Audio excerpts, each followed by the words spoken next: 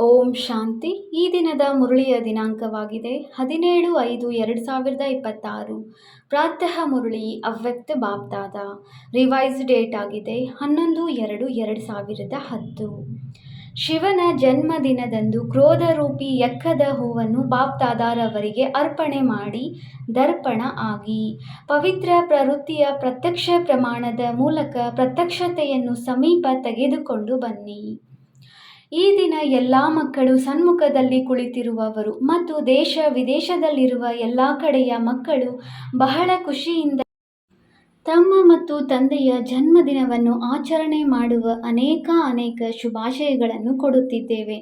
ತಾವು ಸನ್ಮುಖದಲ್ಲಿ ಕುಳಿತಿದ್ದೀರಿ ಮತ್ತು ದೂರದಿಂದ ವಿಜ್ಞಾನದ ಸಾಧನೆಗಳಿಂದ ಎಲ್ಲ ಮಕ್ಕಳು ಖುಷಿಯಿಂದ ಹೃದಯದ ಶುಭಾಶಯಗಳನ್ನು ಕೊಡುತ್ತಿದ್ದಾರೆ. ತಾವು ಯಾರೆಲ್ಲ ಇಲ್ಲಿಗೆ ಬಂದಿದ್ದೀರಿ ಅಥವಾ ತಂದೆಯ ಜನ್ಮದಿನವನ್ನು ಆಚರಣೆ ಮಾಡಲು ಬಂದಿದ್ದೀರಿ ಮತ್ತು ತಮ್ಮ ಜನ್ಮದಿನವೂ ಆಚರಣೆ ಮಾಡಲು ಬಂದಿದ್ದೀರಾ? ಏಕೆಂದರೆ ಈ ಜಯಂತಿ ವಿಚಿತ್ರ ಜಯಂತಿಯಾಗಿದೆ. ಏಕೆ ವಿಚಿತ್ರ ಜಯಂತಿಯಾಗಿದೆ? ತಂದೆ ಮತ್ತು ಮಕ್ಕಳದು ಜೊತೆ ಇರುತ್ತದೆ. ಇಡೀ ಕಲ್ಪದಲ್ಲಿ ಇಂತಹ ಜಯಂತಿ ಆಗುವುದೇ ಇಲ್ಲ. ಇಡೀ ಕಲ್ಪವನ್ನು ಸುತ್ತುಕೊಂಡು ಬನ್ನಿ. ವಿಚಿತ್ರ ಜಯಂತಿಯಾಗಿದೆ ಎಂದಾಗ ಬಾಪ್ದಾದ ಎಲ್ಲ ಮಕ್ಕಳನ್ನು ಕೇಳುತ್ತಿದ್ದಾರೆ, ತಾವೆಲ್ಲ ತಂದೆಗೆ ಶುಭಾಶಯಗಳನ್ನು ನೀಡಲು ಬಂದಿದ್ದೀರಾ ಅಥವಾ ತಂದೆಯಿಂದ ಶುಭಾಶಯಗಳನ್ನು ಪಡೆಯಲು ಬಂದಿದ್ದೀರಾ? ಬಾಪ್ದಾದ ಒಂಟಿಯಾಗಿ ಏನು ಮಾಡಲು ಸಾಧ್ಯವಿಲ್ಲ, ಏಕೆಂದರೆ ಜನ್ಮ ಪಡೆಯುತ್ತಲೇ ಯಜ್ಞವನ್ನು ರಚಿಸಿದ್ದಾರೆ. ಯಜ್ಞದಲ್ಲಿ ಬ್ರಾಹ್ಮಣರು ಬೇಕೆಂದರೆ ತಮ್ಮ ಜನ್ಮವು ತಂದೆಯ ಜೊತೆಯಾಗಿದೆ.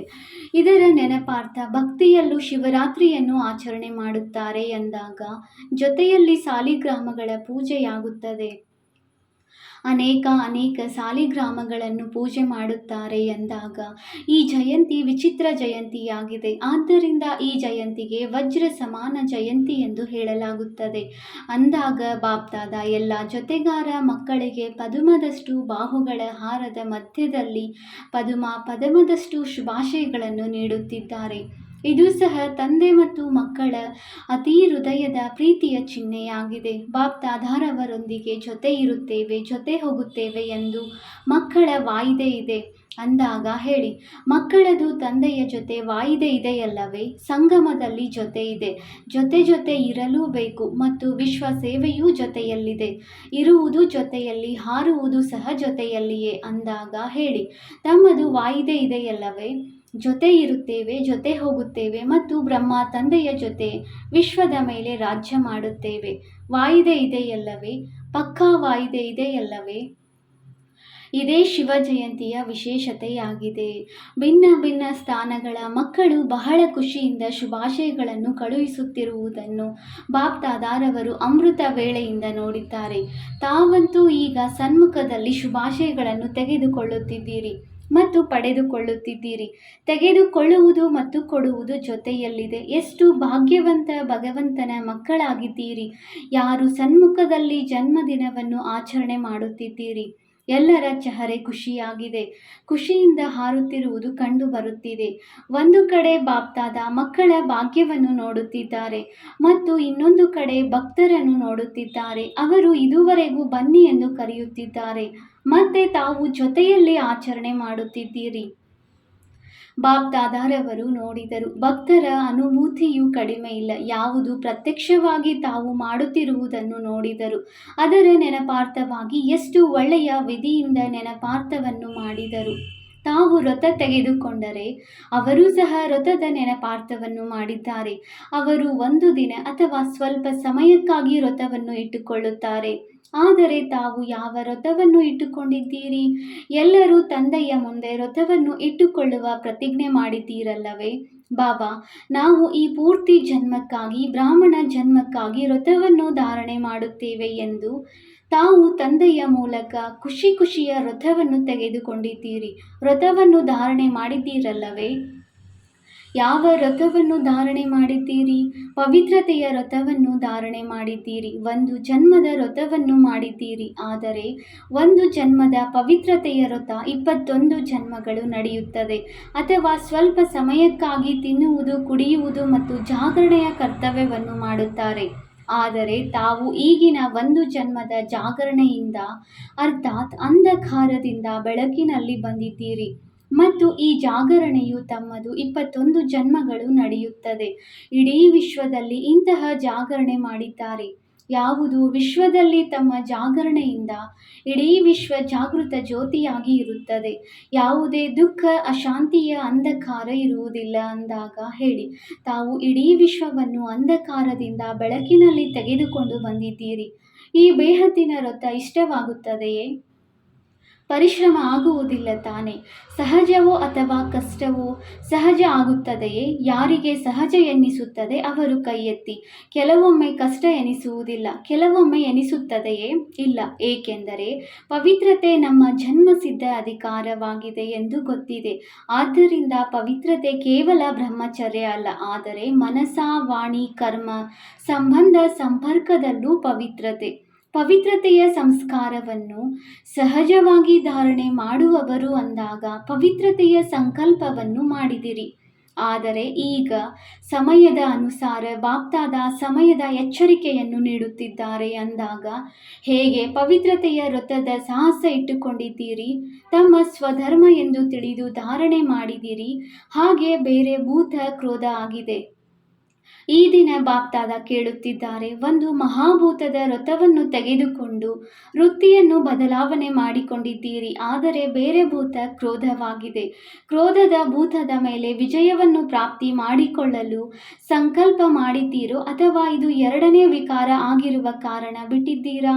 ಏಕೆಂದರೆ ಕ್ರೋಧ ಎಲ್ಲರ ಸಂಬಂಧದಲ್ಲಿ ಬಂದಾಗ ಈಗಿನ ಸಮಯದಲ್ಲಿ ಜನ್ಮದಿನವನ್ನು ಆಚರಣೆ ಮಾಡುತ್ತೀರಿ ಅಂದಾಗ ಪರಸ್ಪರ ಉಡುಗೊರೆಯನ್ನು ಕೊಡುತ್ತೀರಿ ಅಂದಾಗ ಈ ದಿನ ಬಾಪ್ದಾದ ಧೈರ್ಯ ಮತ್ತು ತಂದೆಯ ಸಹಯೋಗದಿಂದ ಮೊದಲನೇ ನಂಬರಿನ ವಿಕಾರದ ಮೇಲೆ ವಿಜಯವನ್ನು ಪ್ರಾಪ್ತಿ ಮಾಡಿಕೊಂಡು ನಡೆಯುತ್ತಿರುವುದನ್ನು ನೋಡಿದ್ದೇವೆ.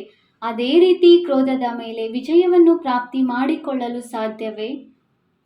ಏಕೆಂದರೆ ಯಾವುದೇ ಭೂತ ತೊಂದರೆಯಂತೂ ಕೊಡುತ್ತದೆ ಮತ್ತು ಕ್ರೋಧದ ಭೂತ ಬೇರೆಯವರ ಸಂಬಂಧದಲ್ಲಿ ಬರುತ್ತದೆ, ಸಂಪರ್ಕದಲ್ಲಿ ಬರುತ್ತದೆ. ತಮ್ಮ ಮನಸ್ಸಿನಲ್ಲೂ ಕ್ರೋಧ ಬಂದಾಗ ಸ್ವಯಂ ಸಹ ಕ್ರೋಧದಿಂದ ನಷ್ಟ ಆಗುತ್ತದೆ. ತಂದೆಯ ಜನ್ಮದಿನವನ್ನು ಆಚರಣೆ ಮಾಡಲು ಬಂದಿದ್ದೀರಿ ಎಂದಾಗ ಈ ದಿನ ಬಾಪ್ದಾದ ಭಾರತ ಅಥವಾ ವಿದೇಶದ ಎಲ್ಲ ಮಕ್ಕಳಿಂದ ಕ್ರೋಧದ ಉಡುಗೊರೆಯನ್ನು ತೆಗೆದುಕೊಳ್ಳಲು ಬಯಸುತ್ತಾರೆ.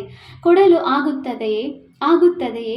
ಈ ದಿನ ತಂದೆಗೆ ಉಡುಗೊರೆ ರೂಪದಲ್ಲಿ ಕೊಡಲು ಸಾಧ್ಯ ಆಗುತ್ತದೆ.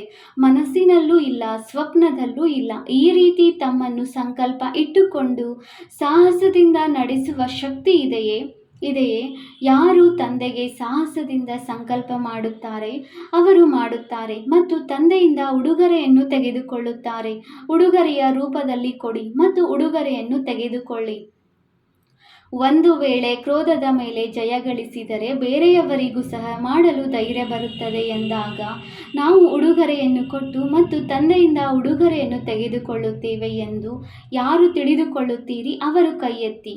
ಒಳ್ಳೆಯದು. ಬಾವುಟವನ್ನು ಅಲುಗಾಡಿಸುತ್ತಿದ್ದೀರಿ. ಕುಮಾರಿಯರು ಸಹ ನೋಡುತ್ತಿದ್ದಾರೆ.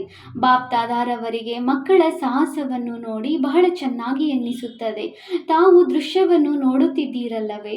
ಫೋಟೋ ತೆಗೆಯಿರಿ ಮತ್ತು ಕೈ ಎತ್ತಿ. ಎಲ್ಲರ ಫೋಟೋ ತೆಗೆಯಿರಿ. ಬಾಪ್ದಾದ ಈ ಸಾಹಸದ ಮೇಲೆ ತಮಗೆ ಪ್ರತಿದಿನ ಅಮೃತ ವೇಳೆ ಮಿಲನ ಮಾಡಿದಾಗ ವಿಶೇಷ ಅನುಭವಿ ಆತ್ಮ ಸಹಜವಾಗಿ ಆಗಲು ಶುಭಾಶಯಗಳನ್ನು ಕೊಡುತ್ತೇವೆ.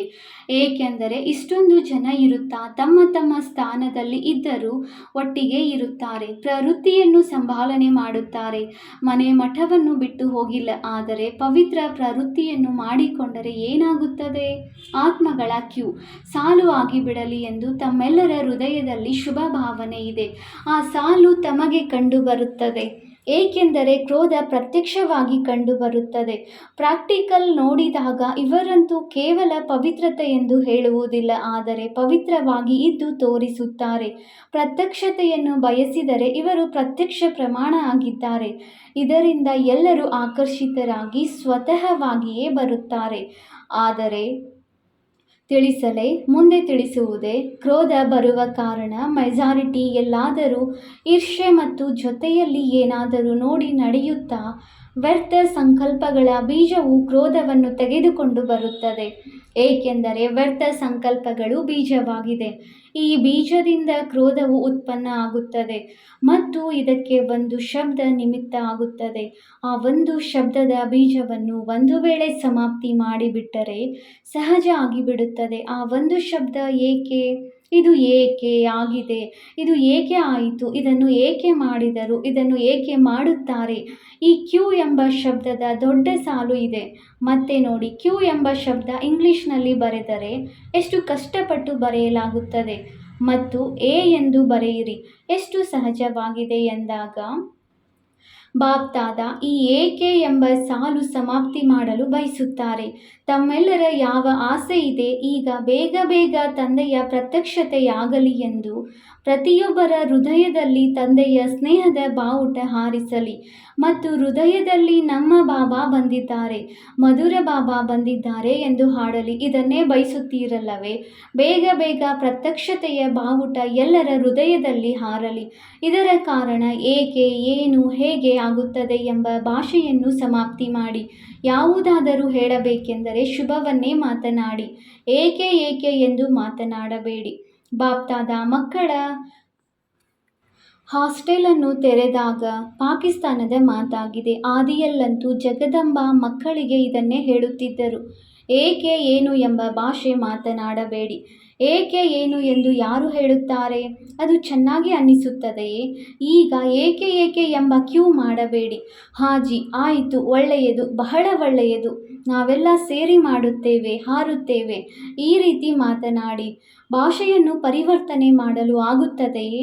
ಏಕೆ ಏನೂ ಅಲ್ಲ. ಈ ಕ್ಯೂ ಬಿಟ್ಟಾಗ ಆ ಕ್ಯೂ ಆಗುತ್ತದೆ, ಆತ್ಮಗಳ ಸಾಲು ಬರುತ್ತದೆ. ನೋಡಿ, ಶಿವನ ಮೇಲೆ ಎಕ್ಕದ ಹೂಗಳನ್ನು ಹಾಕುತ್ತಾರೆ.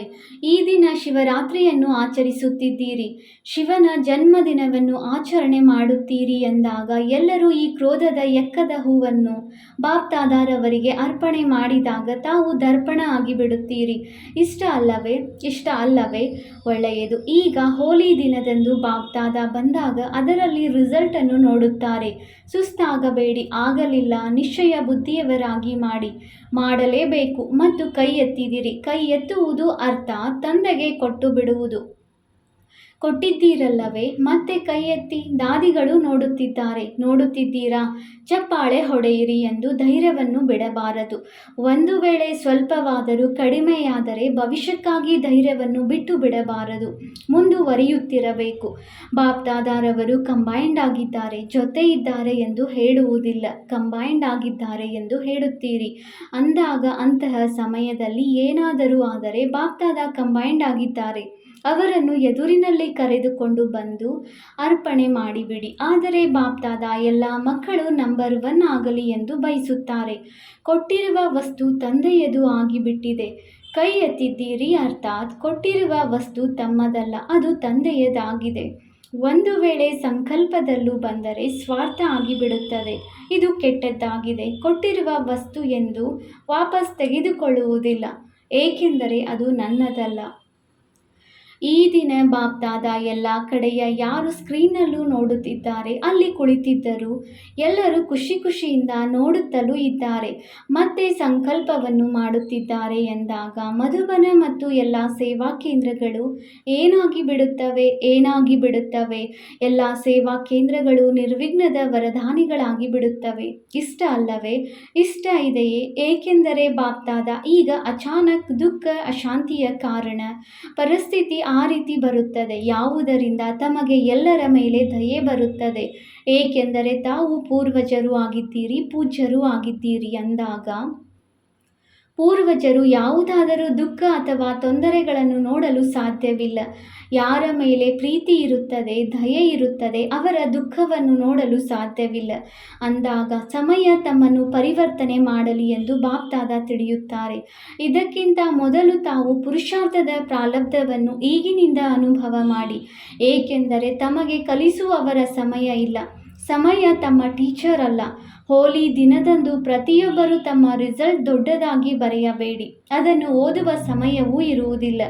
ಆದರೆ ಬಾಪ್ತಾದ ಮೊದಲು ತಿಳಿಸಿದರು, ಹೇಗೆ ತಮಗೆ ವರದಾನದ ಸಣ್ಣ ಕಾರ್ಡ್ ಸಿಗುತ್ತದೆಯಲ್ಲವೇ, ಎಷ್ಟು ಚಿಕ್ಕದಾಗಿರುತ್ತದೆ, ಅದರ ಮೇಲೆ ಓಕೆ ಎಂದು ಬರೆಯಿರಿ. ಒಂದು ವೇಳೆ ತಮ್ಮಲ್ಲಿ ಪುರುಷಾರ್ಥ ಮಾಡುತ್ತಾ ಏನಾದರೂ ಆದರೆ ಓಕೆ ಮಧ್ಯದಲ್ಲಿ ಗೆರೆ ಎಳೆಯಬೇಕು. ಸಹಜ ಅಲ್ಲವೇ? ಇಷ್ಟು ಕಾಗದವನ್ನು ವ್ಯರ್ಥ ಮಾಡಬೇಡಿ. ಒಂದು ವೇಳೆ ಹೆಚ್ಚು ಬಾರಿ ಆದರೆ ಒಮ್ಮೆ 2 ಬಾರಿ 3ನೇ ಬಾರಿ ಲೈನ್ ಮಾಡುತ್ತಾ ಹೋಗಬೇಕು ಮತ್ತು ಹೋಲಿಗೆ ಮೊದಲು ಮಧುಬನಕ್ಕೆ ಕಳುಹಿಸಬೇಕು. ಬಲೆ ಒಟ್ಟಿಗೆ ಸೇರಿಸಿ ಟೀಚರ್ ಕಳುಹಿಸಲಿ. ಬಾಪ್ದಾದಾರವರ ಬಳಿ ರಿಸಲ್ಟ್ ತಲುಪಿ ಬಿಡುತ್ತದೆ. ಇದರಲ್ಲಿ ಯಾರು ನಂಬರ್ 1 ಆಗಿದ್ದಾರೆ? ಬಾಪ್ದಾದ ತಮಗೆ ಪದುಮದಷ್ಟು ಹೃದಯದ ಸ್ನೇಹದ ಉಡುಗೊರೆಯನ್ನು ಕೊಡುತ್ತಾರೆ. ಡಬಲ್ ವಿದೇಶಿಗಳಲ್ಲವೇ? ಕೈ ಎತ್ತಿ. ನಂಬರ್ ತೆಗೆದುಕೊಳ್ಳುತ್ತೀರಲ್ಲವೇ? ನೋಡೋಣ. ಭಾರತದವರು ತೆಗೆದುಕೊಳ್ಳುತ್ತಾರೋ ಅಥವಾ ವಿದೇಶದವರೋ? ಒಳ್ಳೆಯದು. ಬಾಪ್ದಾದಾರವರಂತೂ ಎಲ್ಲರನ್ನೂ ಭರವಸೆಯುಳ್ಳವರನ್ನಾಗಿ ನೋಡುವುದಿಲ್ಲ, ಆದರೆ ತಂದೆಯ ಆಸೆಗಳನ್ನು ಪೂರ್ಣ ಮಾಡುವ, ತಂದೆಯ ಆಸೆಗಳ ದೀಪದ ರೂಪದಲ್ಲಿ ನೋಡಲು ಬಯಸುತ್ತಾರೆ. ಮಧುಬನದವರು ಏನು ಮಾಡುತ್ತಾರೆ? ಮಧುಬನದವರು ಕೈ ಎತ್ತಿ. ಕೆಳಗೆ ಮೇಲೆ ಎಲ್ಲ ಮಧುಬನದವರು. ಮೇಲೆ ಇರುವವರು ಕೈಯನ್ನು ಉದ್ದವಾಗಿ ಎತ್ತಿ ಅಲುಗಾಡಿಸಿ. ಒಳ್ಳೆಯದು. ಮಧುಬನದವರಂತೂ ನಂಬರ್ ತೆಗೆದುಕೊಳ್ಳಬೇಕಲ್ಲವೇ? ಏಕೆಂದರೆ ಮಧುಬನದವರನ್ನು ಬೇಗ ಕಾಪಿ ಮಾಡುತ್ತಾರೆ. ಒಳ್ಳೆಯದು. ಎಲ್ಲ ಕಡೆಯ ಕಂಬೈಂಡ್ ಆಗಿರುವವರು ನೋಡುತ್ತಲೂ ಇದ್ದಾರೆ, ಕೇಳುತ್ತಲೂ ಇದ್ದಾರೆ. ಆದರೆ ಎಲ್ಲರೂ ಯಾರೂ ಕೇಳುತ್ತಲೂ ಇಲ್ಲ, ಅವರು ಮುರಳಿಯ ಮೂಲಕ ಕೇಳುತ್ತಾರೆ ಅಂದಾಗ ಎಲ್ಲ ಕಡೆಯ ಬಾಬಾರವರ ಸ್ನೇಹಿ, ಸಹಯೋಗಿ, ಮಧುರಾತಿ ಮಧುರ, ಬಹಳ ಪ್ರಿಯ ಮಕ್ಕಳಿಗೆ ಬಾಪ್ತಾದ ಪದುಮದಷ್ಟು ಶುಭಾಶಯಗಳನ್ನು ನೀಡುತ್ತಿದ್ದಾರೆ, ಧನ್ಯವಾದಗಳನ್ನು ನೀಡುತ್ತಿದ್ದಾರೆ. ಜೊತೆಯಲ್ಲಿ ಪ್ರತ್ಯಕ್ಷತೆಯ ಬಾವುಟ ಬೇಗ ಹಾರಿಸುವ ಸಂಕಲ್ಪವನ್ನು ನೀಡುತ್ತಿದ್ದಾರೆ. ಸಮಯಕ್ಕೆ ಕಾಯುವುದಲ್ಲ, ಸಮಯವನ್ನು ಟೀಚರನ್ನಾಗಿ ಮಾಡಿಕೊಳ್ಳಬಾರದು. ತಂದೆ ಶಿಕ್ಷಕ ಮತ್ತು ಸದ್ಗುರು ಆಗಿದ್ದಾರೆ. ಹೇಗೆ ತಮ್ಮ ಜಗದಂಬಾರವರು ಮಾಡಿದರು. 2 ಶಬ್ದದಲ್ಲಿ ನಂಬರ್ ತೆಗೆದುಕೊಂಡರು. ಬಾಬಾ ಹೇಳಿದರು ಮತ್ತು ಜಗದಂಬಾರವರು ಮಾಡುತ್ತಿದ್ದರು. ಈ ರೀತಿ ತೀವ್ರ ಪುರುಷಾರ್ಥ ಮಾಡಿದರು ಮತ್ತು ನಂಬರ್ ತೆಗೆದುಕೊಂಡರು. ತಾವೆಲ್ಲರೂ ಸಹ ಒಪ್ಪಿಕೊಳ್ಳುತ್ತೀರಲ್ಲವೇ? ತಾವೂ ಸಹ ಫಾಲೋ ಮದರ್ ಜಗದಂಬ. ಒಳ್ಳೆಯದು. ಎಲ್ಲರಿಗೆ ನೆನಪು, ಪ್ರೀತಿ ಮತ್ತು ಬಹಳ ಹೃದಯದ ಆಶೀರ್ವಾದಗಳನ್ನು ಸ್ವೀಕಾರ ಮಾಡಿ ಮತ್ತು ಜೊತೆಯಲ್ಲಿ ತಂದೆ ಮಕ್ಕಳನ್ನು ಮಾಲೀಕರನ್ನಾಗಿ ನೋಡಿ ನಮಸ್ತೆ ಮಾಡುತ್ತಿದ್ದಾರೆ. ನಾವು ಮಕ್ಕಳಿಂದ ಬಾಪ್ದಾದಾರವರಿಗೆ ಹೃದಯದ ನೆನಪು, ಪ್ರೀತಿ ಹಾಗೂ ನಮಸ್ತೆ ನಮಸ್ತೆ ನಮಸ್ತೆ. ಒಳ್ಳೆಯದು. ಬಾಪ್ದಾದಾರವರು ಎಲ್ಲ ಝೋನ್ನಲ್ಲಿ ವಾರಸುದಾರರನ್ನು ಮತ್ತು ಪ್ರಭಾವಶಾಲಿ ಮೈಕ್ ಮಾಡಿ ಯಾರ ಅನುಭವ ಕೇಳಿ ನಾವು ಆ ರೀತಿ ಆಗಬೇಕು ಎಂಬ ಪ್ರೇರಣೆ ಬರಲಿ. ಯಾರನ್ನಾದರೂ ಸಂತೃಪ್ತ ಮಾಡಿಸಬಹುದು. ಎಲ್ಲ ಝೋನಿನವರ ಲಿಸ್ಟ್ ಕಳುಹಿಸಬೇಕು ಅಂದಾಗ ಈ ದಿನ ದೆಹಲಿಯವರು ಲಿಸ್ಟ್ ಕಳುಹಿಸಿರುವುದನ್ನು ಬಾಪ್ದಾದ ನೋಡಿದ್ದಾರೆ. ಬಾಪ್ದಾದ ಶುಭಾಶಯಗಳನ್ನು ನೀಡುತ್ತಿದ್ದಾರೆ. ಎಲ್ಲ ಝೋನಿನವರು ಕಳುಹಿಸಿದರೆ ಎಷ್ಟು ವಾರಸುದಾರರು ತಯಾರಾಗಿದ್ದಾರೆ ಎಂದು ತಮಗೂ ರಿಸಲ್ಟ್ ತಿಳಿಸುತ್ತೇವೆ, ಚೆಕ್ಕಿಂಗ್ ಮಾಡಿಸುತ್ತೇವೆ. ಲಿಸ್ಟ್ ಬಂದರೆ ಒಪ್ಪಿಕೊಳ್ಳುತ್ತೇವೆ ಎಂದಲ್ಲ, ಗುಪ್ತ ಚೆಕ್ಕಿಂಗ್ ಮಾಡಿಸುತ್ತೇವೆ. ಒಳ್ಳೆಯದು. ಆದಿಯಲ್ಲಿ ಶುಭಾಶಯಗಳು ಮತ್ತು ಧನ್ಯವಾದಗಳು ಸಿಕ್ಕಿದೆ. ಈಗಲೂ ಸಹ ಬಾಪ್ದಾದ ಹೃದಯದಲ್ಲಿ ಒಬ್ಬೊಬ್ಬ ಮಗುವಿನ ಹೆಸರಿನ ಮೇಲೆ ಪದಮದಷ್ಟು ಶುಭಾಶಯಗಳನ್ನು ನೀಡುತ್ತಿದ್ದಾರೆ.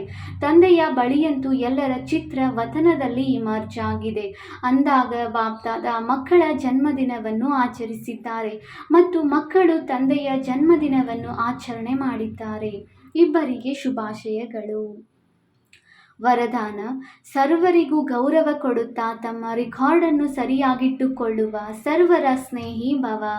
ಯಾರೆಷ್ಟು ಎಲ್ಲರಿಗೂ ಗೌರವ ಕೊಡುತ್ತಾರೆಯೋ ಅಷ್ಟೇ ತಮ್ಮ ರೆಕಾರ್ಡನ್ನು ಸರಿಯಾಗಿಟ್ಟುಕೊಳ್ಳಲು ಸಾಧ್ಯವಾಗುವುದು. ಅನ್ಯರ ಬಗ್ಗೆ ಗೌರವವನ್ನು ಇಡುವುದು ತಮ್ಮ ರೆಕಾರ್ಡ್ ಮಾಡಿಕೊಳ್ಳುವುದಾಗಿದೆ. ಗೌರವವನ್ನು ಇಡುವುದು ತಮ್ಮ ರೆಕಾರ್ಡ್ ಮಾಡಿಕೊಳ್ಳುವುದಾಗಿದೆ. ಹೇಗೆ ಯಜ್ಞದ ಸಹಯೋಗಿಯಾಗುವುದೇ ಸಹಯೋಗ ತೆಗೆದುಕೊಳ್ಳುವುದಾಯಿತು, ಹಾಗೆಯೇ ಗೌರವ ಕೊಡುವುದೇ ಗೌರವ ತೆಗೆದುಕೊಳ್ಳುವುದಾಗಿದೆ. ಒಂದು ಬಾರಿ ಕೊಡುವುದು ಮತ್ತು ಅನೇಕ ಬಾರಿ ತೆಗೆದುಕೊಳ್ಳಲು ಹಕ್ಕುದಾರರಾಗಿ ಬಿಡುವುದು. ಹೇಳುವಾಗ ಈ ರೀತಿ ಹೇಳುತ್ತಾರೆ: ಕಿರಿಯರಿಗೆ ಪ್ರೀತಿ ಹಾಗೂ ಹಿರಿಯರಿಗೆ ಗೌರವ ಕೊಡಿ. ಆದರೆ ಯಾರು ಎಲ್ಲರನ್ನೂ ಹಿರಿಯರೆಂದು ತಿಳಿದು ಗೌರವ ಕೊಡುತ್ತಾರೆಯೋ ಅವರು ಎಲ್ಲರ ಸ್ನೇಹಿಯಾಗಿ ಬಿಡುತ್ತಾರೆ. ಇದಕ್ಕಾಗಿ ಪ್ರತಿ ಮಾತಿನಲ್ಲಿಯೂ ಮೊದಲು ತಾವು ಎಂಬ ಪಾಠವನ್ನು ಪರಿಪಕ್ವ ಮಾಡಿಕೊಳ್ಳಿರಿ. ಸ್ಲೋಗನ್: ಬಾಪ್ ದಾದಾರವರಿಂದ ಪ್ರಾಪ್ತಿಯಾಗಿರುವ ಶಿಕ್ಷಣಗಳು ಸಮಯದಲ್ಲಿ ನೆನಪಿಗೆ ಬರುವುದೇ ತೀವ್ರ ಪುರುಷಾರ್ಥ ಆಗಿದೆ. ಸೂಚನೆ: ಇಂದು ಮಾಸದ ಈ 3ನೇ ರವಿವಾರವಾಗಿದೆ. ಎಲ್ಲ ಸಹೋದರ ಸಹೋದರಿಯರು ಸಂಘಟಿತ ರೂಪದಲ್ಲಿ ಏಕಾಗ್ರಚಿತ್ತರಾಗಿ ಸಂಜೆ 6:30ರಿಂದ 7:30ರವರೆಗೆ ತಮ್ಮ ಪೂರ್ವಜ ಮತ್ತು ಪೂಜ್ಯ ಸ್ವರೂಪದ ಸ್ವಮಾನದ ಮೂಲಕ ಇಡೀ ಕಲ್ಪವೃಕ್ಷಕ್ಕೆ ತಮ್ಮ ಶುಭ ಭಾವನೆ ಮತ್ತು ಶುಭ ಕಾಮನೆಯ ಶಕ್ತಿಶಾಲಿ ಕಿರಣಗಳನ್ನು ಕೊಡುವ ಸೇವೆ ಮಾಡಿ. ಅವ್ಯಕ್ತ ಸೂಚನೆ: ಸದಾ ಅಚಲ ಅಡೋಲ ಏಕರಸ ಸ್ಥಿತಿಯ ಅನುಭವ ಮಾಡಿ. ಯಾರು ಆಲ್ರೌಂಡ್ ಸರ್ವಿಸ್ ಮಾಡುವವರಾಗಿದ್ದಾರೆ ಅವರಿಗೆ ವಿಶೇಷ ಈ ಮಾತಿನ ಗಮನ ಕೊಡಬೇಕು. ಯಾವುದೇ ಪರಿಸ್ಥಿತಿಯಲ್ಲಿ ತಮ್ಮ ಸ್ಥಿತಿ ಏಕರಸವಾಗಿರಬೇಕು, ಆಗ ಸಫಲತೆ ಸಿಗುವುದು. ಶ್ರೀಮತದಲ್ಲಿ ಯಾವಾಗ ಮನಮತ, ದೇಹ ಅಭಿಮಾನ, ತನದ ಮತ, ಶೂದ್ರತನದ ಮತ ಮಿಕ್ಸ್ ಆಗುತ್ತದೆ, ಆಗ ಸ್ಥಿತಿ ಏಕರಸವಾಗಿ ಇರಲು ಸಾಧ್ಯವಿಲ್ಲ. ಮನಸ್ಸು ಭಿನ್ನ ಭಿನ್ನ ರಸಗಳಲ್ಲಿ ಇದೆ ಎಂದರೆ ಸ್ಥಿತಿಯೂ ಸಹ ಭಿನ್ನ ಭಿನ್ನವಾಗಿದೆ. ಒಂದೇ ರಸದಲ್ಲಿ ಇರುತ್ತೀರಿ ಅಂದರೆ ಸ್ಥಿತಿ ಏಕರಸವಾಗಿ ಬಿಡುತ್ತದೆ. ಓಂ ಶಾಂತಿ.